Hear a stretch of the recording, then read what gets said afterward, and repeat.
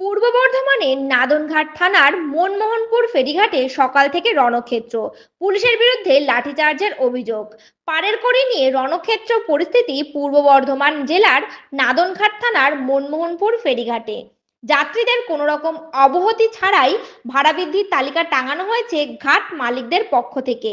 আজ সকালে যাত্রীরা সেই তালিকা দেখে হতবাক। শতাংশ হিসেবে 2-5% বাড়লে তা আলাদা বিষয়, কিন্তু সরাসরি 50% বৃদ্ধি নিয়ে যথেষ্ট চিন্তিত তারা।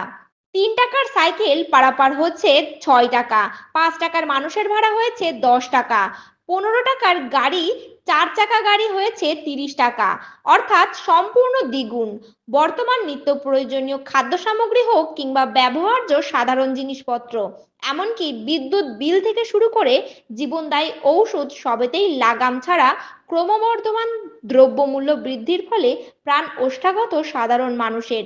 আর তার মধ্যে একেবারে হঠাৎ গুরুত্বপূর্ণ জলপথ পরিবহন ভাড়া এত পরিমাণ বৃদ্ধির ফলে তারা হতাশ।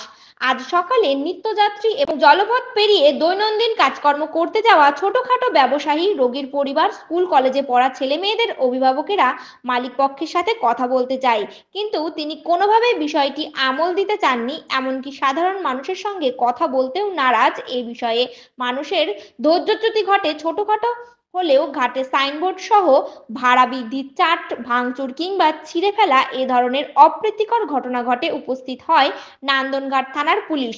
উত্তেজিত সংঘবদ্ধ জনতাকে ছত্রভঙ্গ করতে প্রাথমিক চেষ্টা বিফল হলেও তাদের বিরুদ্ধে লাঠি চালানোর অভিযোগ ওঠে। যদিও এই বিষয়ে শাসক দল হোক কিংবা বিরোধী কোনো জনপ্রতিনিধির দেখা মেলেনি। বর্তমান পরিস্থিতি কিছুটা নিয়ন্ত্রণে, তবে সাধারণ নিত্যযাত্রীকে পুলিশের পরামর্শ তারা এই বিষয়টি নিয়ে বিভিন্ন সরকারি আধিকারিক, জল পরিবহন দপ্তর এবং জনপ্রতিনিধিদের কাছে লিখিতভাবে জমা দেওয়ার। 6 টাকা ভাড়া দিলাম। আচ্ছা, আর ওই পারে আবার আসার সময় 6 টাকা ভাড়া দিতে হবে। ভাড়া বেড়েছে তাই তো? ভাড়া বেড়েছে। কি বলছেন এখন? কি বলছে, এটা তো সম্ভব নয়।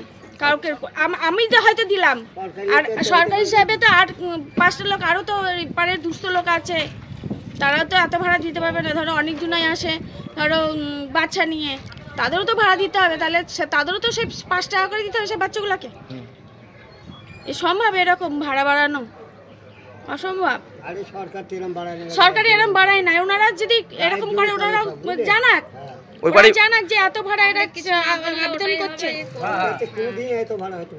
এপারেই বাড়ি তাই তো? আমার এপারও বাড়ি, এপারে বাপের বাড়ি, আমার হচ্ছে বাড়ি পূর্বস্থলী। ভাড়াটা ছিল 5 টাকা, সেটা করেছে 10 টাকা। সাইকেল মানুষ ছিল 6 টাকা, সেটা করছে 12 টাকা। মোটরসাইকেল ছিল 15, সেটা করছে 30। এই নিয়ে আমাদের এলাকার জনগণ, গরিব এলাকা, আমাদেরকে ডাকলো। আমরা জনপ্রতিনিধি, জনগণের স্বার্থে এসেছি। এদের সঙ্গে কথা বলতেই দেখছি ঘাটের মালিক নেই। ঘাটের মূল মালিককে ডাক করানো হলো, ও আসলো, ওর সঙ্গে কথাবার্তা চলছে।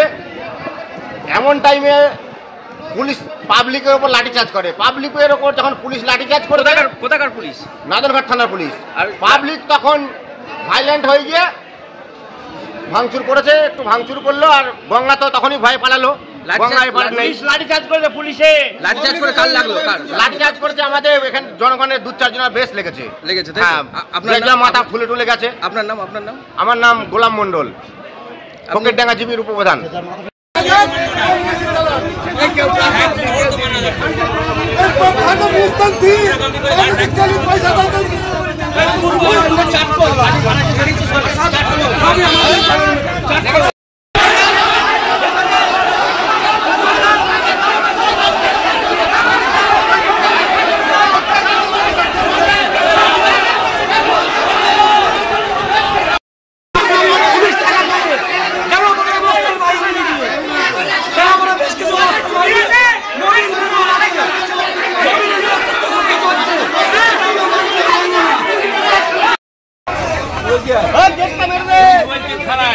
থানায় না যা হবে বড় এখানে